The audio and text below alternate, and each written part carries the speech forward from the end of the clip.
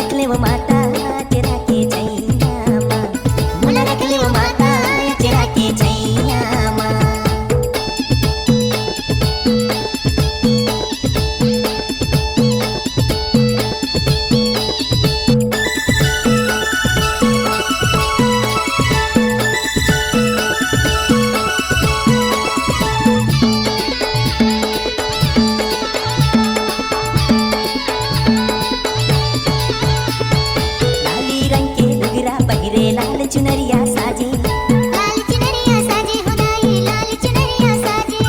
बेटी ढोलकी और नगाड़ा तोरे भुवन माँ बाजे तोरे भुवन माँ बाजे हुदाई तोरे भुवन माँ बाजे। लाली रंग के लुगरा पहिरे लाल चुनरिया